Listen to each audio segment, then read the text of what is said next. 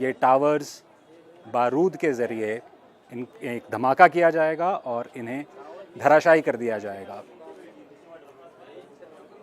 इन towers को गिराने में अब बहुत ही कम समय रह गया है। एक तरह से काउंटडाउन यहाँ पे चल रहा है और सबकी नज़रें लगातार इन टावर्स पे बनी हुई हैं। किस तरह ये दो बहुमंजिला इमारतें जिनकी ऊंचाई करीब 100 मीटर के आसपास है, किस तरह ये इमारतें ताश के पत्तों की तरह नीचे गिरती हैं, इसको देखने को लेकर लोगों में बहुत उत्सुकता है, कौतूहल है।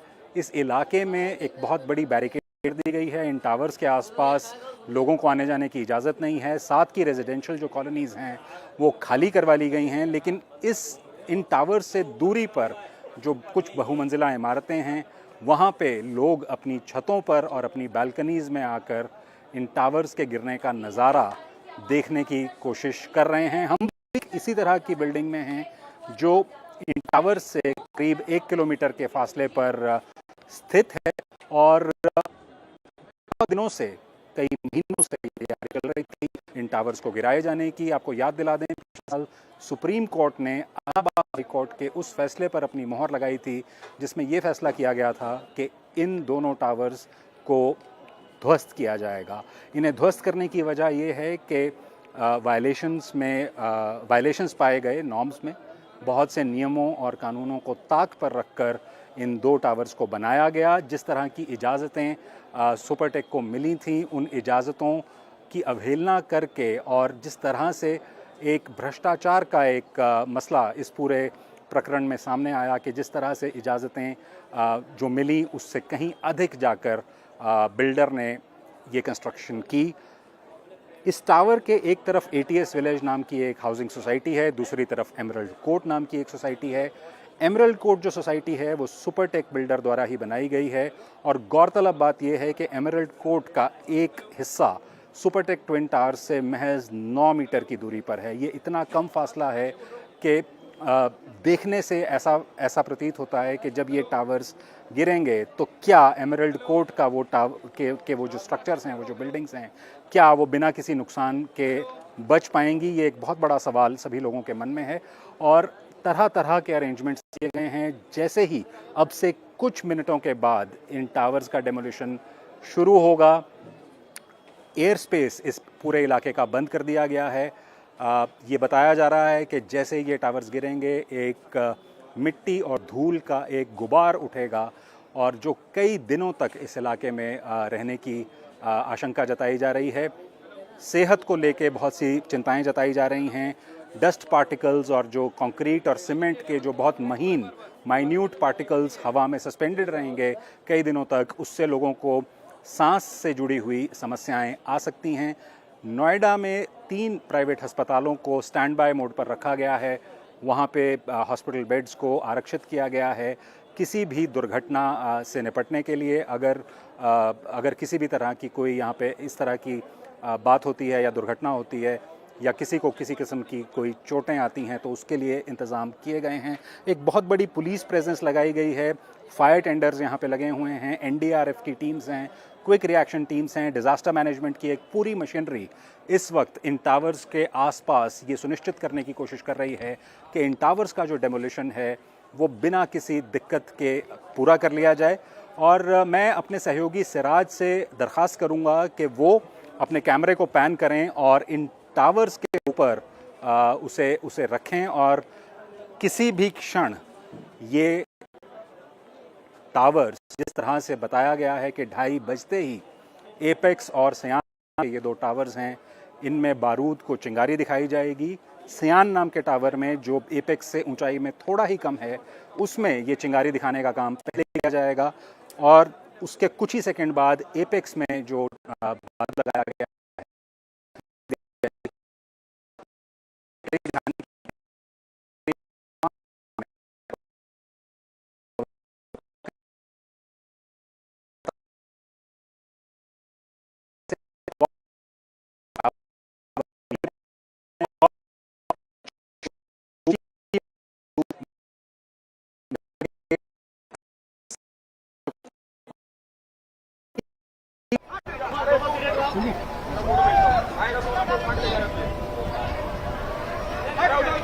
बदतमीज है ही, पता नहीं क्या क्यों कर रहे हो?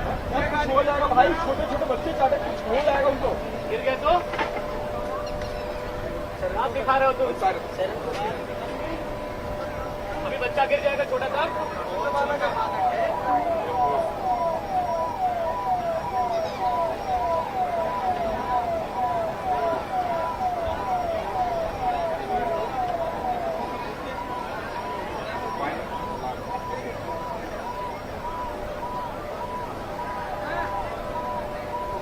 फ्रेम देख लीजिए रेडी।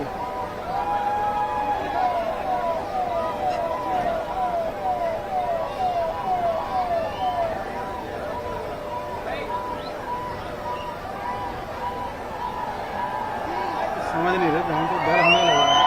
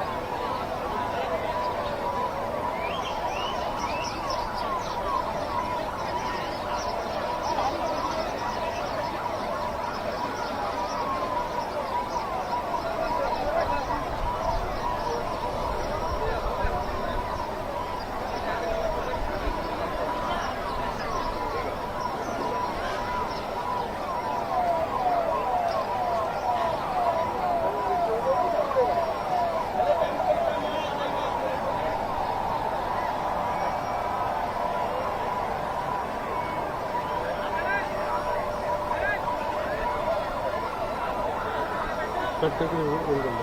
क्या टाइम हो गया? 2:30। दूसरा साइकिल बजाता ना, दूसरे साइकिल में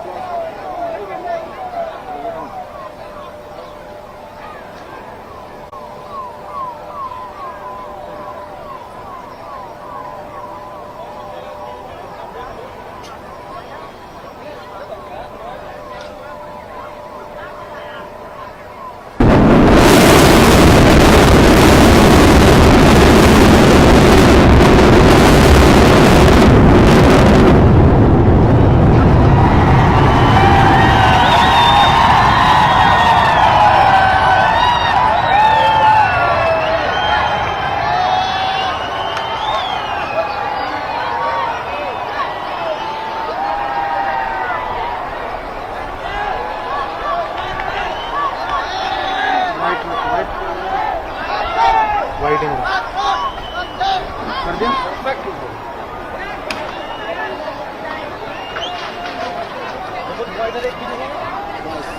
देखिए कहाँ तक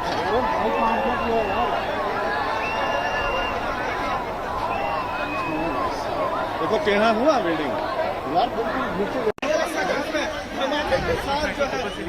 के गुबार में पूरी तरह समा गए हैं और आखिरकार कई महीनों की तैयारी के बाद इन ट्विन टावर्स को आज ध्वस्त कर दिया गया है।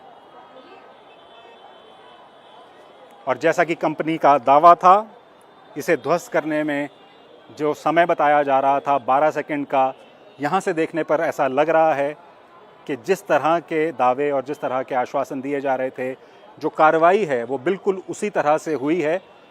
टावर्स को गिरने में बिल्कुल भी कोई ज़्यादा समय नहीं लगा है। लेकिन अब बड़े सवाल इसके बाद शुरू होंगे, लेकिन उसके बारे में हम चर्चा थोड़ी देर में करेंगे। मैं अभी सिराज से ये दरख्वास्त करूँगा कि वो आपको ये नज़ारा लगातार दिखाते रहें कि जहां अभी थोड़ी देर पहले तक सुपरटेक ट्विन टावर्स खड़े थे, अब वहां पर धूल, मिट्टी और धुएं के गुबार के सिवाय और कुछ भी नहीं है।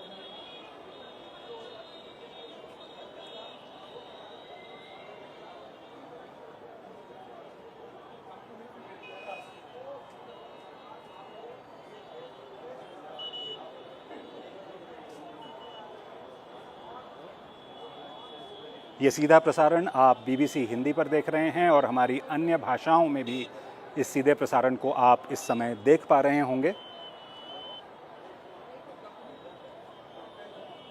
आज के दिन की सबसे बड़ी खबर भारत से यही है कि 2 बहुमंजिला इमारतें, 100 मीटर ऊंची 2 बहुमंजिला इमारतें, जिन्हें भारत की सुप्रीम कोर्ट ने पिछले साल अवैध ठहराया था, आखिरकार महीनों की तैयारी के बाद आज उन दोनों इमारतों को ध्वस्त कर दिया गया है, उन्हें नीचे गिरा दिया गया है।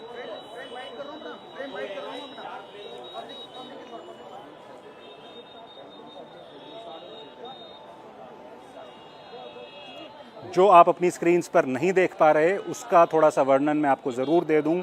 इस इलाके के आसपास जिस तरह का पुलिस बंदोबस्त, जिस तरह का इमरजेंसी सर्विसेज का बंदोबस्त है, वो अभी भी अपनी जगह पर है।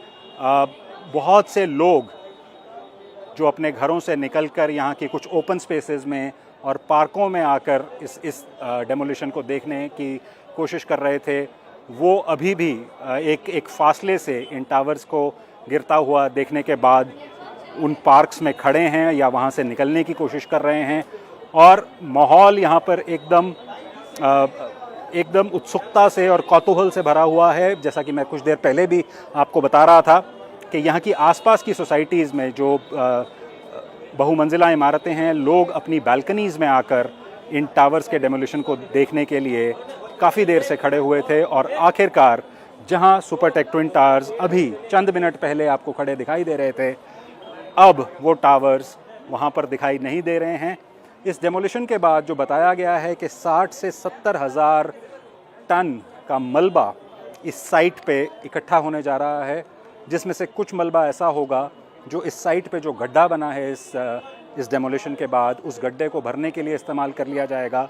लेकिन जो बाकी मलबा और मिट्टी बचेगी, उसे यहाँ से हटाने में करीब 3 महीने का समय लगेगा और हज़ारों ट्रक्स को दिन रात यहाँ से उस मलबे को हटाना होगा और एक डिस्पोजल साइट पे ले जाके उस मलबे को डिस्पोज़ करना होगा। ये एक लंबी प्रक्रिया होने जा रही है और अगले कुछ महीनों में ही ये साफ़ हो पाएगा कि ये कितना समय लगता है इस पूरे मलबे को यहाँ से हटाने में। इस टावर के साथ की बिल्डिंग्स जो अब हमें कुछ नज़र आने लगी हैं इस धुएँ और धूल के गुबार के बीच, ये देखना बाकी है कि उन बिल्डिंग्स की क्या स्थिति है, उन बिल्डिंग्स में क्या कोई नुकसान पहुंचा है, कोई दरारें आई हैं या और किसी तरह का नुकसान इन स्ट्रक्चर्स को पहुंचा है। उसका एवैल्यूएशन प्रशासन और जिस कंपनी एडिफिस इंजीनियरिंग ने ये डेमोलिशन किया है, इनकी एक मिली-जुली टीम इसका अवलोकन अब से कुछ ही देर बाद करेगी।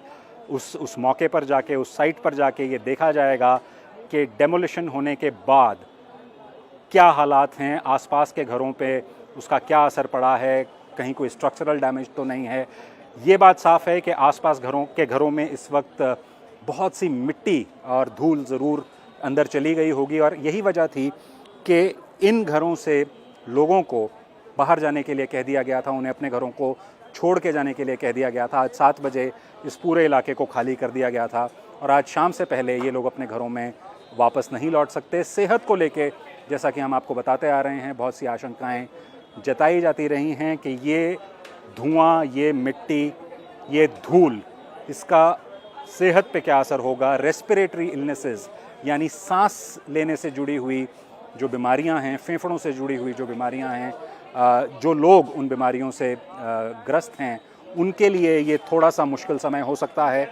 जिन लोगों को सांस लेने में दिक्कत है, जो लोग एस्थमेटिक हैं, उनके लिए ये जो धूल के कण हैं, ये आने वाले कुछ दिनों में एक समस्या का विषय बन सकते हैं। लेकिन नज़ारा जो हमने आपको यहाँ से दिखाया वो इन ट्विन टावर्स के डेमोलिशन का था। किस तरह से ये टावर्स ताश के पत्तों की तरह ढहते हुए ज़मींदोज़ हो गए, एकदम मिट्टी में मिल गए हैं।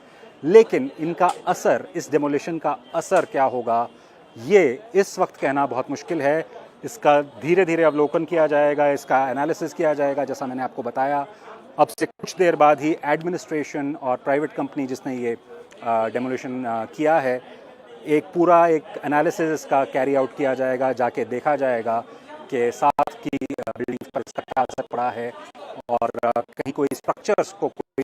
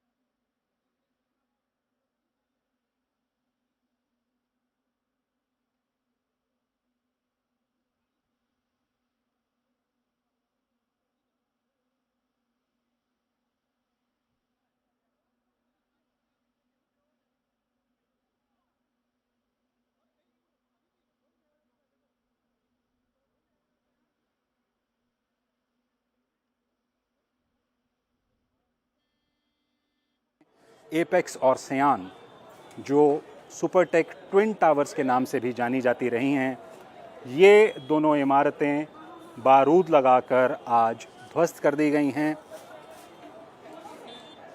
उन्हें ज़मींदोज़ कर दिया गया है। और आप देख सकते हैं जहां ये दो टावर्स कुछ पल पहले खड़े थे, वहां पर अब जो नज़र आ रहा है वो सिर्फ एक मलबे का ढेर है, एक छोटा सा मलबे का पहाड़ आप देख सकते हैं जो आपको उस जगह पर दिखाई दे रहा है। इसके साथ बाईं तरफ पर आपको स्ट्रक्चर नजर आ रहा है, वो एमरल्ड कोर्ट सोसाइटी का स्ट्रक्चर है। इसी बिल्डिंग को सबसे ज़्यादा खतरा था सुपरटेक ट्विन टावर्स के डेमोलिशन से। ये देखा जाना बाकी है कि इस डेमोलिशन का एमरल्ड कोर्ट के इन स्ट्रक्चर्स पर क्या असर पड़ा है। जो दाहिने हिस्से में आप विजुअल्स देख पा रहे हैं, उस मलबे के पहाड़ के दाईं तरफ वो एटीएस विलेज है। सुपरटेक ट्विन टावर्स और एटीएस विलेज के बीच फिर भी थोड़ा सा ज़्यादा फासला था, तो आशंका कम जताई जा रही थी कि शायद एटीएस विलेज के स्ट्रक्चर्स को इतना ज़्यादा डैमेज नहीं होगा। लेकिन इस स्थिति में अभी ये कहना बहुत ही मुश्किल है कि क्या इन बिल्डिंग्स को, इन टावर्स को किसी किस्म का नुकसान पहुंचा होगा या नहीं। वो एक एनालिसिस और एक अवलोकन के बाद ही इस बात को कहा जा सकेगा कि इस डेमोलिशन का आसपास की बिल्डिंग्स के ऊपर क्या असर पड़ा है।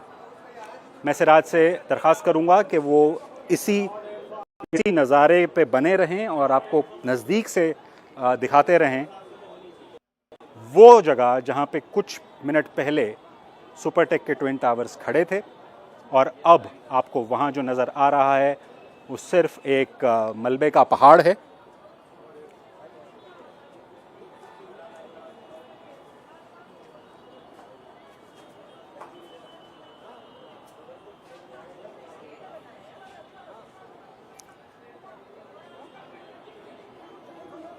बहुत ही अचंभे में डाल देने वाले विजुअल्स अभी हमने देखे हैं और आपको लाइव प्रसारण के ज़रिए दिखाए हैं। इस तरह का नज़ारा भारत में बहुत कम देखा गया है। पहले भी इस तरह के कुछ डेमोलिशंस किए गए हैं, लेकिन इतनी ऊंची इमारतों के डेमोलिशंस भारत में पहले नहीं हुए हैं। तो ये एक बहुत बड़ा केस स्टडी के तौर पर भी इसे देखा जा रहा है कि इस तरह के डेमोलिशंस करने में कितने सक्षम हैं भारत की अथॉरिटीज़ और भारत की एजेंसीज़। लेकिन 100 बातों की एक बात, सुपरटेक ट्विन टावर्स जिन्हें पिछले साल अवैध घोषित किया गया था, एक लंबी कानूनी लड़ाई के बाद आज आखिरकार ये दोनों टावर्स ध्वस्त कर दिए गए हैं और मिट्टी में मिल गए हैं।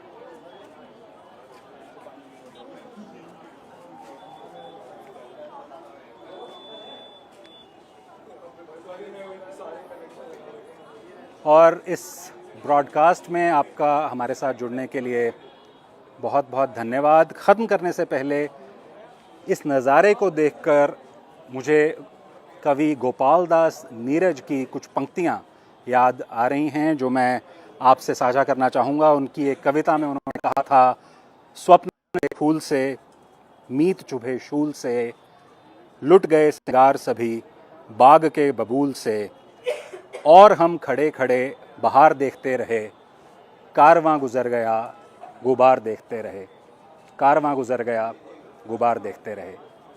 मेरा नाम राघवेंद्र राव है, मेरे साथ कैमरा पर मेरे सहयोगी सिराज अली ये सीधा प्रसारण लेकर आपके सामने उपस्थित हुए। बीबीसी से जुड़ने के लिए आपका बहुत बहुत धन्यवाद।